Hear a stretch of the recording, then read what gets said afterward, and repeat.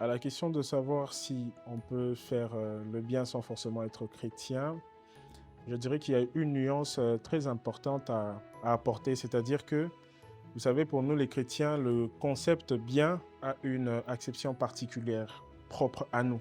Un peu qu'il y ait cette nuance-là de dire que le bien pour les chrétiens a une acception très particulière et est régie par des conditions vraiment très réglementées par la Bible et la parole de Dieu nous renseigne mieux sur ce qui est bien et ce qui est mal. Donc voilà.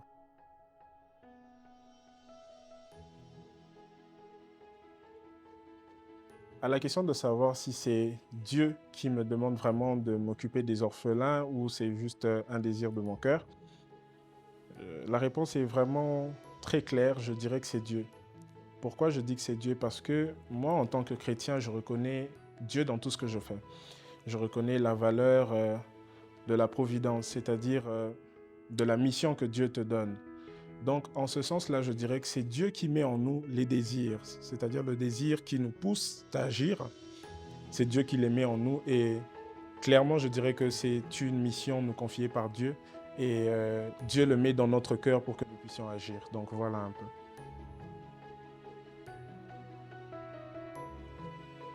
Est-ce que servir les autres, c'est aussi un ministère? Ok, c'est une très bonne question.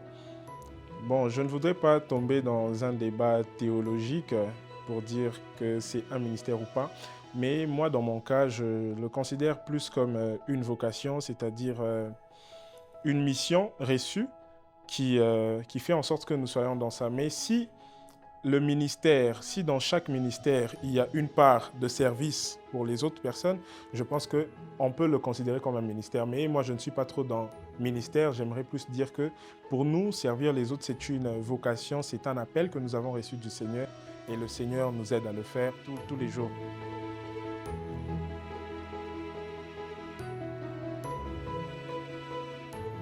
Au début, je disais que tout ce que nous faisons fait partie de la vision de Dieu. Vous savez, Dieu est tellement responsable que lorsqu'il nous donne une vision, il nous donne la provision. La provision, c'est en fait les ressources, les capacités nécessaires pour pallier aux besoins de la vision qu'il vous donne. Donc en gros, Dieu, lorsqu'il te donne une vision, il te donne les moyens d'accomplir cette vision. Donc tu n'es que acteur de cette vision. Moi, je pense que à chaque fois que nous n'avons pas les moyens, à chaque fois que nous nous disons que ça ne va pas, le Seigneur a toujours eu à mettre sa main dessus et nous avons toujours bien évolué. Donc je pense que en donnant la vision, il nous donne la provision et la provision, ce sont les ressources nécessaires pour que nous puissions accomplir la vision qu'il nous a donnée.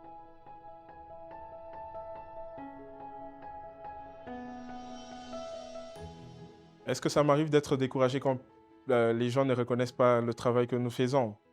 Non. Moi, je ne suis pas de ceux qui se découragent. Vous savez, dans la vie, il faut avoir un mental, c'est-à-dire un mindset. Moi, dans ma tête, le découragement n'a pas de place. Pourquoi le découragement n'a pas de place? Simplement parce qu'il ne faudrait pas se fier à la vie des autres pour agir. Donc moi, je ne me fie pas à ce que les autres disent, je ne me fie pas à ce que les autres pensent de ce que je fais.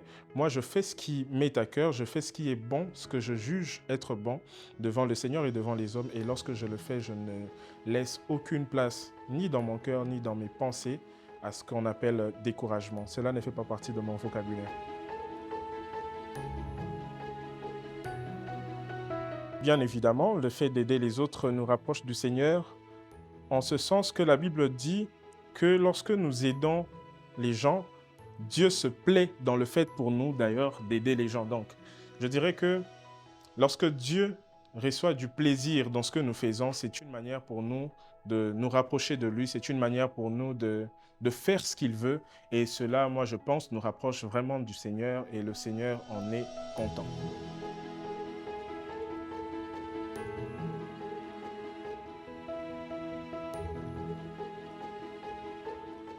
Comment est-ce que l'on fait pour ne pas se fatiguer? Bon, vous savez, c'est une très bonne question. Moi, j'ai appris quelque chose, c'est que dans tout ce que nous faisons, dans tout ce que nous sommes appelés à faire, il faudrait qu'il y ait une sorte de dévouement, une sorte de dévouement.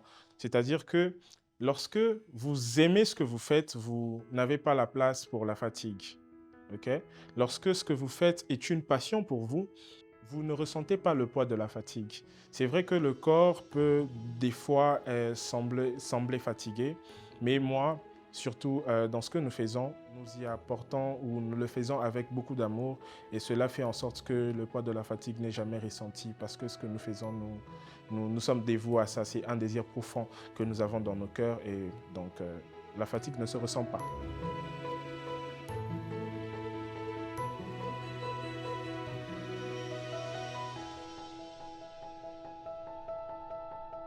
Est-ce qu'il est important de poster ce que nous faisons sur les réseaux sociaux? Vous savez, c'est une très bonne question et je suis toute aise pour répondre à cette question. C'est un sujet qui a fait couler beaucoup d'encre et de salive. C'est-à-dire que chaque personne a son opinion en ce qui concerne le fait de poster nos actions sur les réseaux sociaux. Plusieurs théories ont été développées et moi je pense que pour nous, en fait, l'essentiel, c'est le but poursuivi par ce que nous faisons. Alors, j'aimerais être clair sur cela. C'est que nous, lorsque nous postons sur les réseaux sociaux les actions que nous posons, nous le faisons d'abord pour un but principal, celui d'éveiller la conscience des autres sur les réalités et les vécus quotidiens de la société. C'est-à-dire que nous voulons influencer les autres, nous voulons attirer l'attention de tout le monde sur ce qui est en train d'être vécu par nos frères et sœurs. Donc, nous le faisons plus dans cette conception-là. C'est ce que nous disons lorsque nous postons sur les réseaux sociaux. Nous voulons créer un mouvement d'éveil autour de cette situation de précarité vécue par les autres personnes. Mais à cela, il faut aussi ajouter que, vous savez, avec la mondialisation aujourd'hui, avec l'évolution de la technologie, nous pouvons atteindre chaque coin de la planète en un clic. C'est-à-dire que le globe terrestre, toute la Terre a été réduite à un appareil téléphonique. Donc, nous, en postant sur les réseaux sociaux, nous créons plus de l'influence. Vous savez qu'aujourd'hui, cette influence-là a porté des fruits. Grâce à nos posts sur les réseaux sociaux, nous pouvons retrouver juste un sourire au Cameroun, par exemple, de jeunes Camerounais qui ont eu à voir ce que nous avons fait, ont emboîté les pas et ont créé juste un sourire au Cameroun. Et c'est là pour nous, c'est un motif de fierté, c'est un motif pour lequel nous rendons grâce à Dieu et c'est un motif qui nous pousse à continuer à poster sur les réseaux sociaux afin de poursuivre le but que nous nous sommes fixés, celui d'emmener un engouement autour de la situation et de pousser les autres personnes à faire comme nous.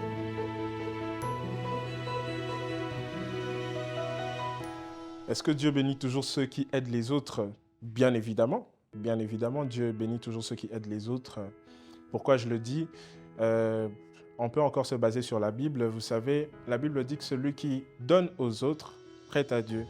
Et la même Bible dit aussi que la religion pure devant notre Seigneur, c'est de venir en aide aux orphelins et aux veuves dans leurs afflictions. C'est-à-dire que lorsque nous nous posons ces actes-là, nous empruntons au Seigneur. Nous faisons le bien et le Seigneur ne manque pas de bénir ceux qui font les biens. Le Seigneur ne manque pas de récompenser ceux qui sont dans son champ. Et c'est vraiment dans ce cadre-là que je dirais, bien évidemment, oui, le Seigneur bénit ceux qui font des œuvres de charité.